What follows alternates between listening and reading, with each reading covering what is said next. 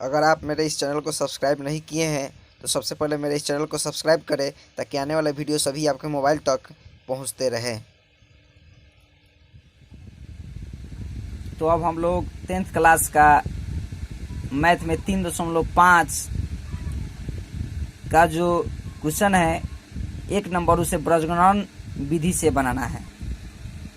तो ब्रजगुणन विधि से बनाने के लिए सबसे पहले इसे हम लोग उस क्वेश्चन को ले लिए हैं x - 3y - 3 बराबर 0 और 3x - 9y - 2 बराबर 0।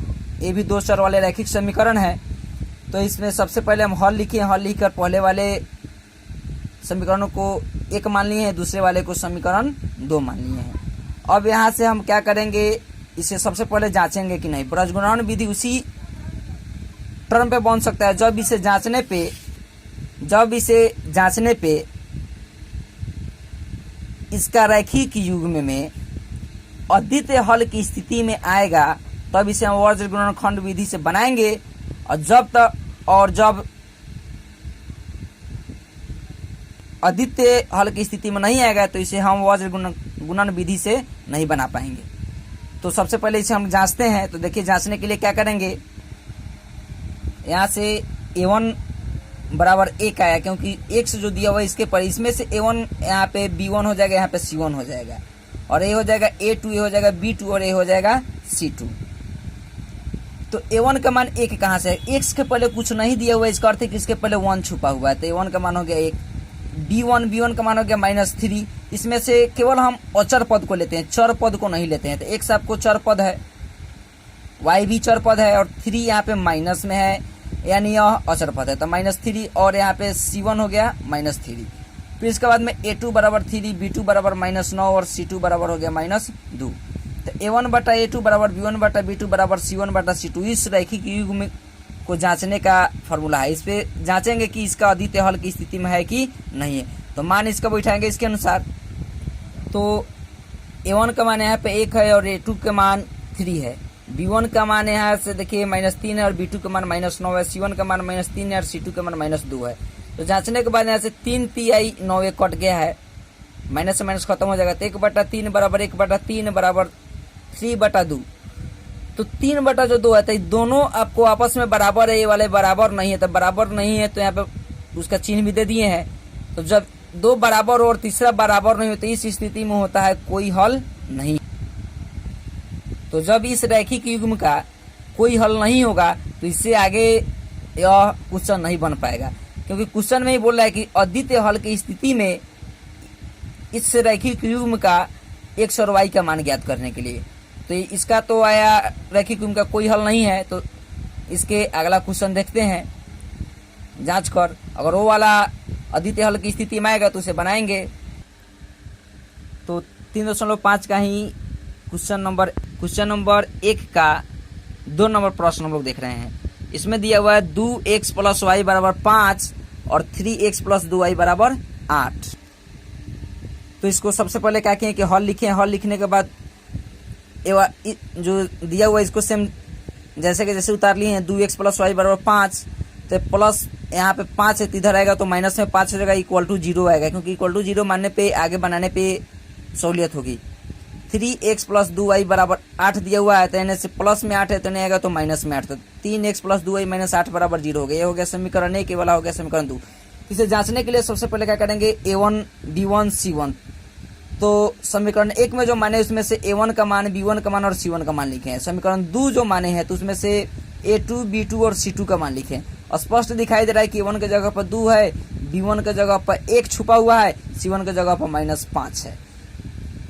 a2 का मान 3 है, b2 का मान 2 है और c2 का मान -8 है। तो रैखिक युग्म को जांचने के लिए जो फॉर्मूला है a1/a2 और b1/b2 और c1/c2। तो a1 का मान बैठाए हैं, a2 का मान बैठाए हैं, b1 का मान बैठाए हैं, b2 का मान बैठाए हैं, c1 का मान बैठाए हैं, c2 का मान बैठाए हैं और देखें कि बराबर है कि नहीं। तो तीनों में तीनों कोई बराबर नहीं है। तो तीनों में तीनों जब कोई बराबर नहीं है तो इस कंडीशन में यह जो समीकरण है और यह जो रैखिक युग्म है अद्वितीय हल की स्थिति में है। तो अद्वितीय हल की स्थिति में तब इसे हम अब ब्रजगुणन विधि से हल करेंगे। तो देखिए कैसे फिर इसे ब्रजगुणनखंड विधि से बनाते हैं। तो इसके लिए एक विशेष फॉर्मूला होता है। जिस फार्मूला के याद करने की झंझट खत्म है, क्योंकि ऐसे ट्रिक हम बताएंगे और एक ऐसे ट्रिक यूज करेंगे जिसमें फार्मूला को याद करने की जरूरत नहीं है।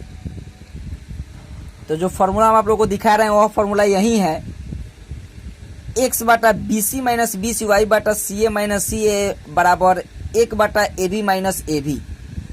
तो इसे हम क्या करेंगे याद करने का, यहाँ से बक बक काका अब मत कर, बक बक काका अब मत कर। इसे याद करने का साधारण सी तरीका, x बटा लिखेंगे उसे बक बक, y बटा लिखेंगे उसे काका, 1 बटा लिखेंगे उसे अब मत कर, यानी वो अपवाद में आ गया फार्मूला को बैठाने के लिए तरीका।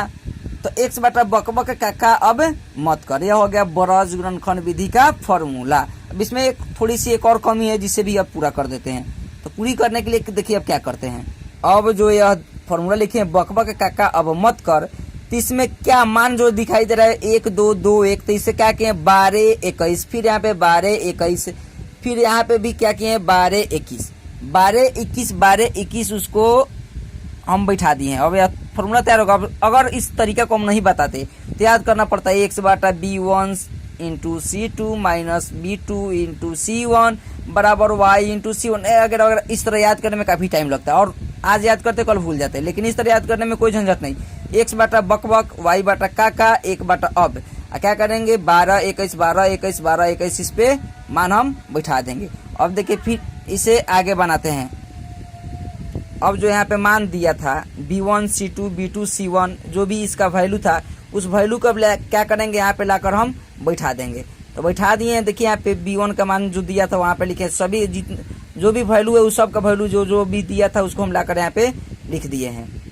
जैसा कि क्वेश्चन में मान आप देख रहे हैं कि 1 का मान है, a2 का मान है, b1 का मान है, b2 का मान है, c1 का मान है, c2 का मान है, उसी को हम क्या किए यहाँ पे बैठाए हुए हैं।